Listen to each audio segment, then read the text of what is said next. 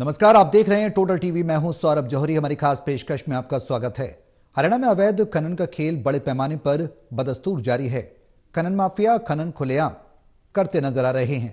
ताजा मामले में देर रात अवैध खनन के खेल पर हरियाणा के पंचायत और खनन मंत्री कृष्णलाल पंवार ने बड़ी कार्रवाई की है। मंत्री जी अवैध खनन की शिकायत पर पुलिस को पानीपत स्थित थर्मल प्लांट राखी झील लेकर पहुंच गए। यहां 1 घंटा खड़े होकर उन्होंने अवैध खनन में जुटे ट्रॉलों को देखा। मंत्री जी ने पुलिस को कार्रवाई के निर्देश दिए, जिसके बाद टीम ने 10 ट्रॉलों को इंपाउंड कर दिया। इतना ही नहीं, भविष्य में खनन ना हो इसके लिए मौके पर पुलिस की भी तैनाती की गई। ऐसे में हरियाणा में अवैध खनन कितनी साइट्स पर हो रहा है और ये खेल कितना बड़ा है, ये सवाल है।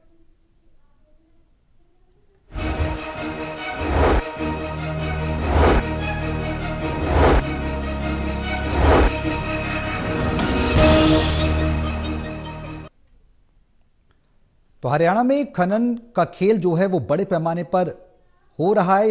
ये कार्रवाई जो है इस बात की पुष्टि करती है। और इस कार्रवाई के बाद अब सवाल ये उठने लगे कि आखिर और किन किन साइट्स पर इस तरीके का खेल किया जा रहा है और अब उन पर भी कार्रवाई हो सकती है। इन तमाम सवालों का जवाब तलाशने की कोशिश करेंगे। हमारे सहयोगी हमारे साथ मौजूद हैं। हिसार से associate editor doctor Mahesh Kumar, Panipat से एसोसिएट एडिटर देवेंद्र कथुरिया और वरिष्ठ पत्रकार वीरेंद्र सोनी जी हमारे साथ चर्चा में रहेंगे। आप सभी के साथ मैं चर्चा को आगे बढ़ाऊं, लेकिन उससे पहले एक रिपोर्ट दिखाते हैं। रिपोर्ट देखिए, फिर करेंगे चर्चा की शुरुआत।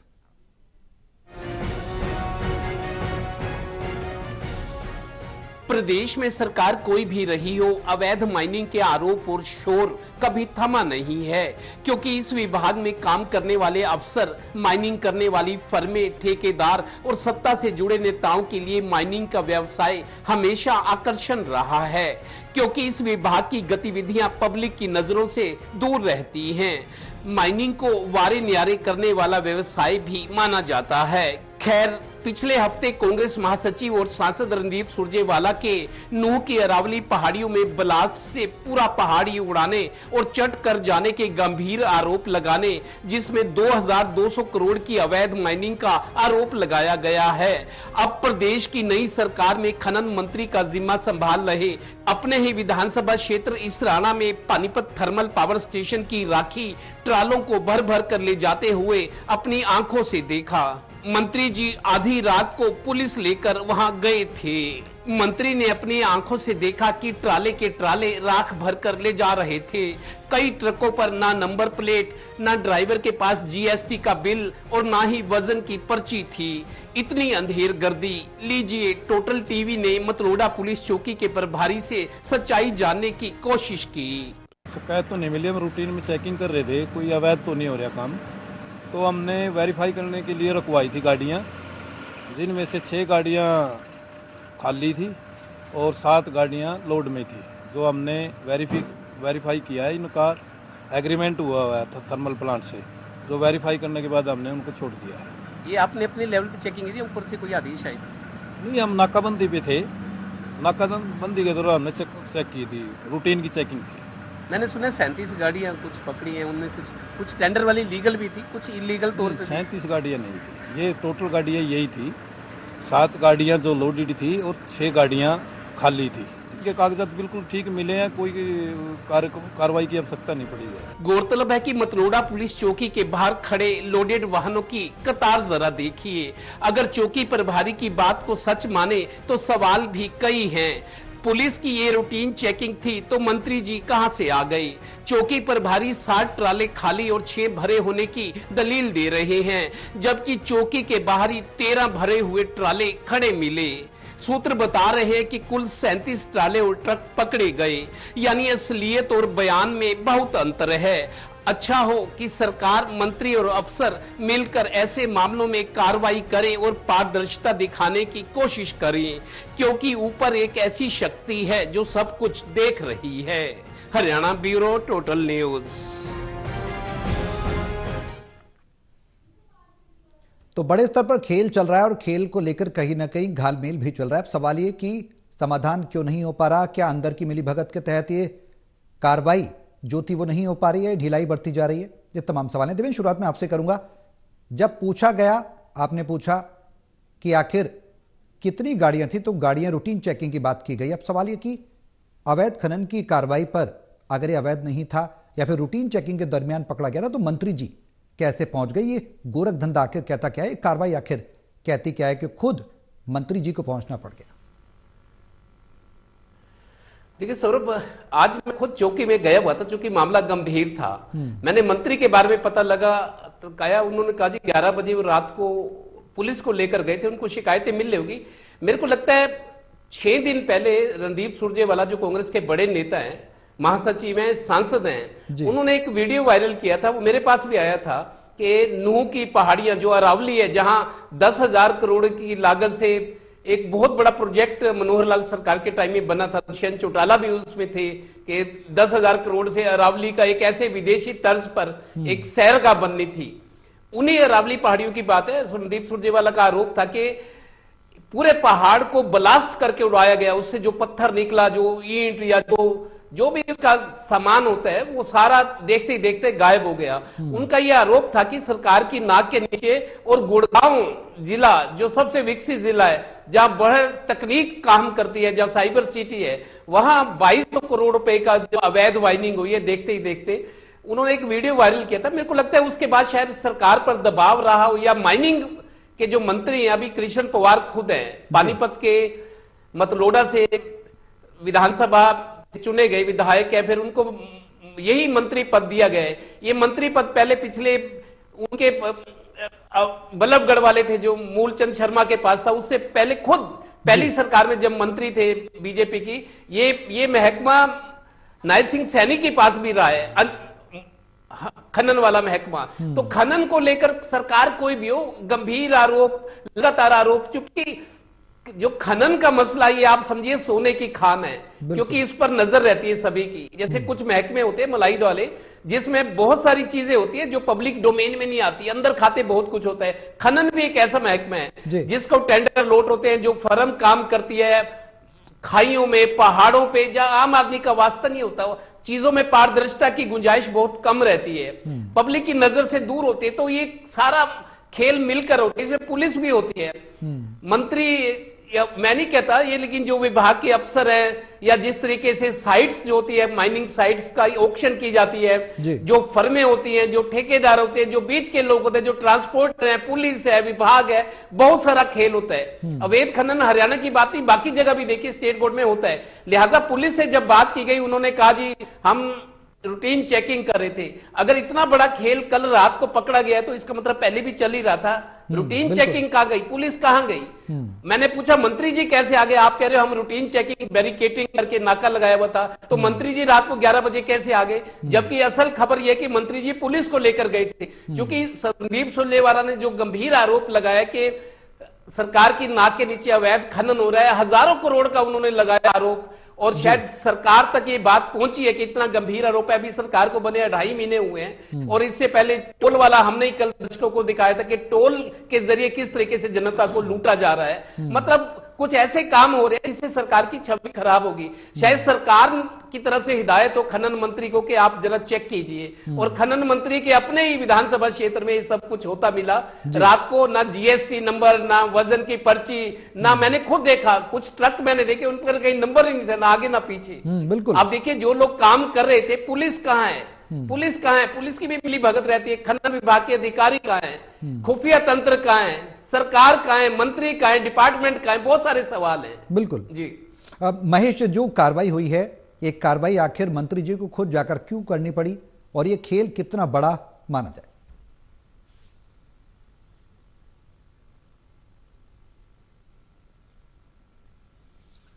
देखिए, जहां तक इस पूरे मामले को मैं समझ पाया हूं, मुझे लगता है कि माइनिंग का मामला दरअसल नहीं बनता है, क्योंकि यहां कोयले को बर्न किया जाता है और उससे थर्मल पावर प्लांट, आप समझिए कि उससे गर्मी से बिजली पैदा करने की जो प्लांट है वो यहां पर लगाया गया है। थर्मल पावर प्लांट में जब कोयला फूंक दिया जाता है, उसके बाद राख में वो तब्दील हो जाता है, और इसी राख को ढुलाई के जरिए इस प्लांट से निकालने का काम किया जाता है। दरअसल इस राख का जो सबसे बड़ा इस्तेमाल किया जाता है वो सीमेंट फैक्ट्री में किया जाता है। सीमेंट में केमिकल्स मिलाकर उसके साथ इस राख को सीमेंट बैग्स में भरा जाता है, जिससे राख की जिससे सीमेंट की जो क्वांटिटी है बढ़ाई जाती है, उसमें केमिकल्स मिलाकर उसे सीमेंट का जो स्वरूप है वो दिया जाता है। सबसे बड़ा इस्तेमाल इसका, अगर इस राख का कोई है तो सीमेंट फैक्ट्री में इसका इस्तेमाल किया जाता है। मुझे नहीं लगता कि ये माइनिंग की श्रेणी में आता है। माइनिंग की श्रेणी में तो आप किसी भी चीज को एक्सट्रैक्ट अगर करते हैं, जमीन से अगर करते हैं, अगर पानी से निकालने की कोशिश करते हैं तो वो माइनिंग की श्रेणी में जाएगा। अगर आप किसी पहाड़ को ब्लास्ट कर रहे हैं और उसके पत्थर की ढुलाई वहां से कर रहे हैं, खुदाई वहां से कर रहे हैं,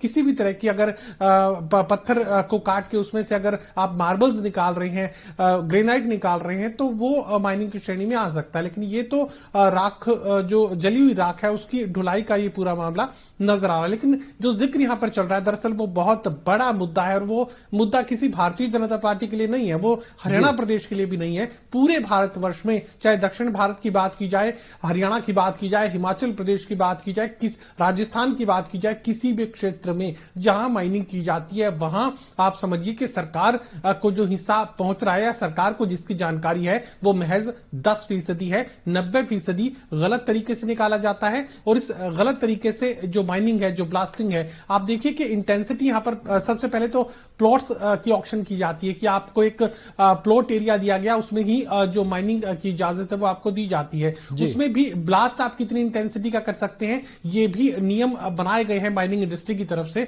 और उसके साथ साथ ये नियम भी है कि आप कितनी गहराई तक जो ब्लास्ट है वो कर सकते हैं। लेकिन तमाम नियमों की धज्जियां उड़ाई जाती हैं। कई गुना ज्यादा डायनामाइट लगाकर ब्लास्ट पहाड़ों को कर दिया जाता है और रात में सारे पहाड़ के टूटे हुए पत्थरों को वहां से ढो दिया जाता है। अब इसमें आप कहेंगे कि आप ये समझिए कि माइनिंग एरिया से निकलने वाले जो पुलिस चेक पोस्ट है वहां से लेके और राजनीति के शीर्ष पायदान तक ये जो आमदनी है पहुंचती है। और हरियाणा में आप राजनीति का जिक्र करें तो ये भारतीय जनता पार्टी की भी बात नहीं है, उससे पहले कांग्रेस का भी मैं जिक्र कर रहा हूं, उससे पहले इंडियन नेशनल लोकदल का भी मैं जिक्र कर रहा हूं, उससे पहले बंसीलाल सरकार का भी मैं जिक्र कर रहा हूं। यहां पर कोई भी सरकार रही हो, कोई भी राजनीतिक दल हरियाणा में रहा हो, सिर्फ अगर राजनीति के लोगों को सबसे बड़ी आमदनी अगर कहीं से आती है तो शराब के कारोबार से या फिर माइनिंग के कारोबार से। और हरियाणा में ये कह सकते हैं कि बीजेपी सरकार आने से पहले सीएलयू का एक खेल जो है वो सबसे बड़ी कमाई का जरिया राजनीतिक लोगों के लिए माना जाता था।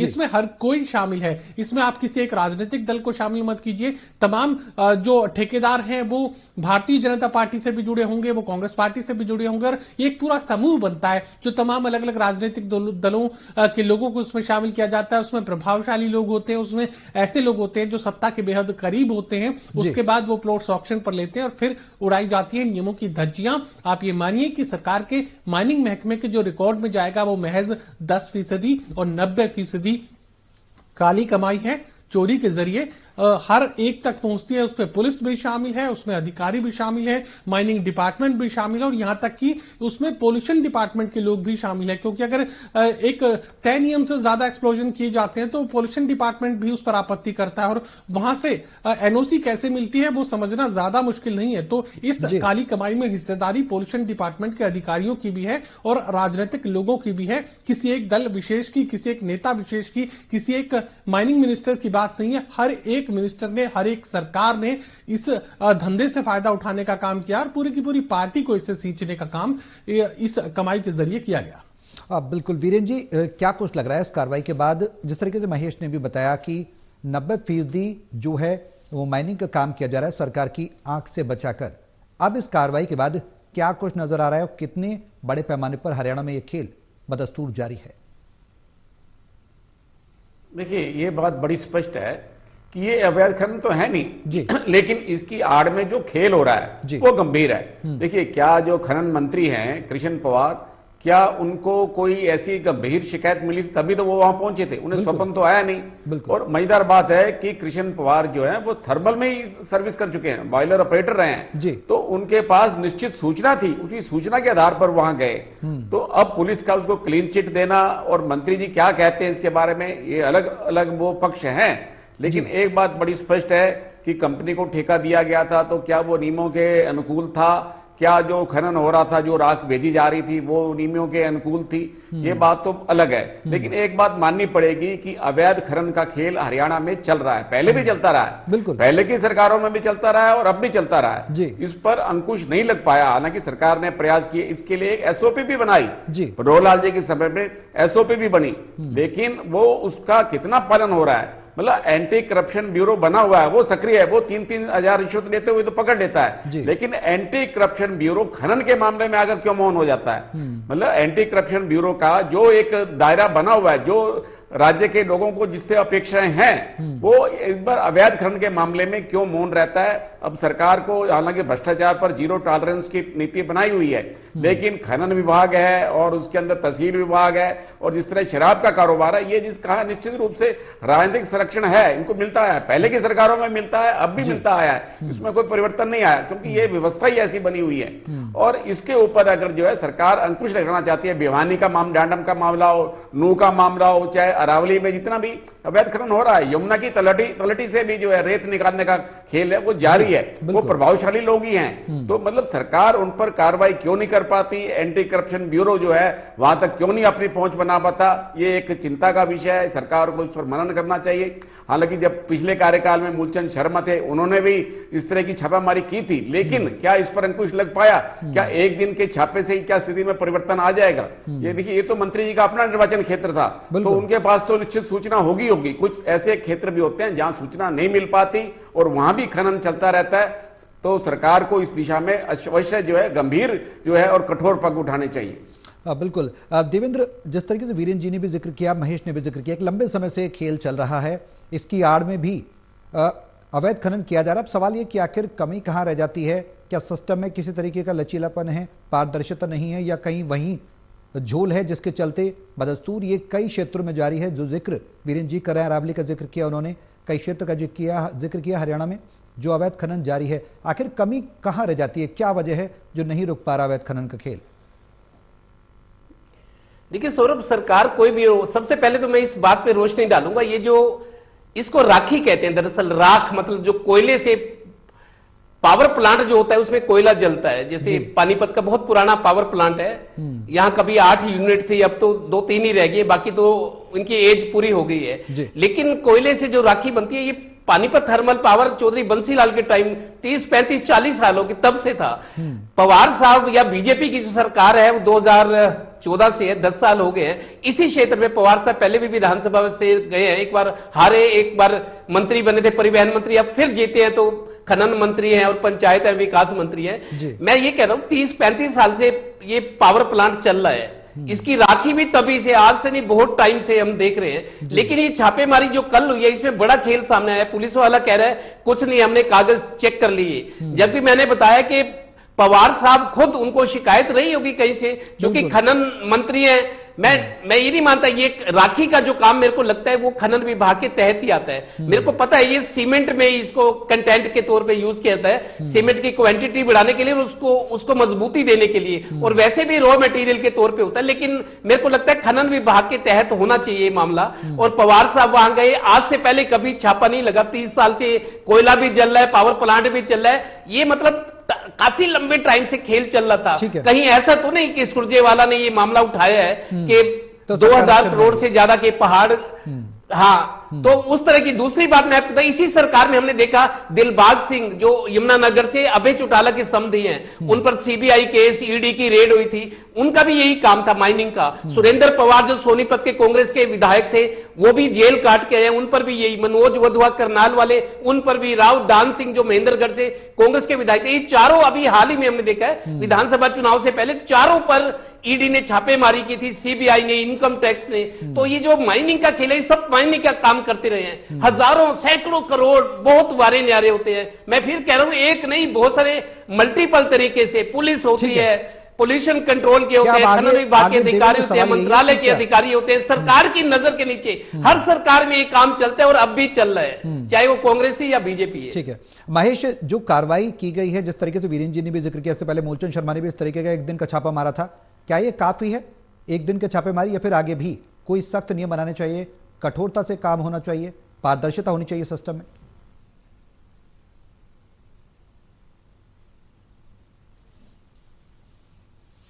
देखिए, नियमों को तो पहले से बनाया गया है, एसओपी का जिक्र भी यहां पर किया गया, नियमों में कहीं कोई कमी नहीं है, लेकिन सवाल जो है वो इम्प्लीमेंटेशन का है। नियमों को किसी भी तरीके से इम्प्लीमेंट नहीं किया जाता और हर तरफ चोरी को बहुत सीना जोरी के साथ करने का काम माइनिंग डिपार्टमेंट में होता रहा है और मैं ये भी कहूंगा कि होता रहेगा। कोई खास परिवर्तन नहीं आने वाला। मंत्री आप किसी को भी बना दीजिए, किसी एक दिन पर 4 ट्रकों को अगर रोक के भी खड़े हो जाएंगे तो उसकी भी व्यवस्था यहां पर की जाती है। जिस तरीके से यहां पुलिस के लोग ये कह रहे हैं कि कागज सारे सही थे और किसी भी तरीके से कोई भी नियम नहीं तोड़ा गया। अगर उन्हें कहीं जाना था तो पानीपत थर्मल की राख निकालने वाली, जिसे डिस्पोजल मैं मानता हूं कि वो माइनिंग की श्रेणी में शायद ही जाएगा, डिस्पोजल है दरअसल, एक बचा हुआ प्रोडक्ट है जिसका इस्तेमाल नहीं किया जा सकता, उसे उस प्लांट से बाहर निकालना ही है। तो ऐसे में माइनिंग का जहां तक जिक्र है तो अरावली की पहाड़ियों में उस पहाड़ पर जाना चाहिए था जहां पर रणदीप सिंह सुरजेवाला जिसका जिक्र कर रहे हैं उसकी जीपीएस लोकेशनिंग के जरिए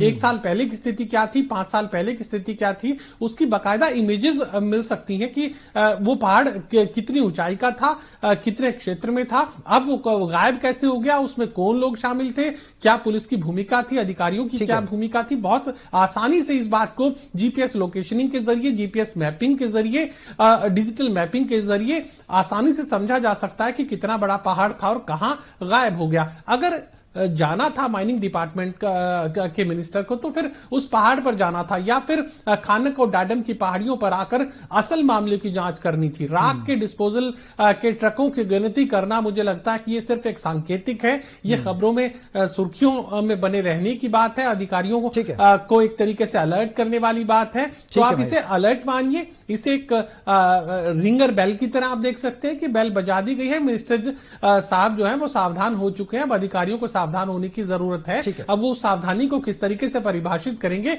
ये मिनिस्टर भी समझेंगे और अधिकारी भी समझेंगे और सरकार के तमाम ओहदेदार भी इसे समझने का काम करेंगे। अगर जाना था तो उस सही जगह पर पहुंचने की जरूरत थी। जहां मिनिस्टर खड़े हैं और जिन ट्रकों की गिनती वो कर रहे हैं वो उनका असल मुद्दा नहीं था और असल मुद्दे से बात को भटकाने की कोशिश यहां पर की गई है। जी विनीत जी, लास्ट कमेंट संक्षेप में सर। देखिए, जो खनन मंत्री है उनका प्रयास तो है, लेकिन क्या ये प्रयास सफल हुआ, ये बात बिल्कुल निश्चित है। बिल्कुल जहां पर अवैध खनन की शिकायतें आ रही हैं अरावली की तरफ, उनको वहां भी उस तरफ भी संज्ञान लेना चाहिए, वो लेंगे, वो इस विषय में काफी गंभीर भी हैं। और एक बात बड़ी स्पष्ट है, जो खनन कारोबारी है हरियाणा के, वो उनसे मिलने का प्रयास कर रहे हैं। कई बार उन्होंने सबसे मिलने से मना कर दिया है। उन्होंने कहा है जब आप अपना काम निम्नानुकूल कर रहे हैं तो मुझसे मिलने की आवश्यकता क्या है। तो इसलिए अब जो अगर ये बात अगर थर्मल से शुरू हुई है तो लगता है कि अब हरियाणा के दूसरे जहां पर शिकायतें मिल रही हैं, जहां पर चाहे यमुना की तलहटी हो, चाहे डाडम का हो, चाहे अरावली के हो, तो वहां की दिशा में भी, डाडम में भी वो इस मामले में संज्ञान लेंगे। बिल्कुल, अब देखना होगा कि कार्रवाई सरकार आगे क्या कुछ करती है। जिस तरीके से अब खुद मंत्री जी सड़क पर उतरे और कार्रवाई को लेकर सतर्क नजर आ रहे हैं और आगे क्या कुछ दिशा निर्देश वो देते हैं, किन साइट्सों पर वो नजर रखते हैं और क्या कुछ बड़ी कार्रवाई देखने को मिलती है, देखने को। बहुत शुक्रिया आप सभी का मेरे साथ इस चर्चा में शामिल होने के लिए।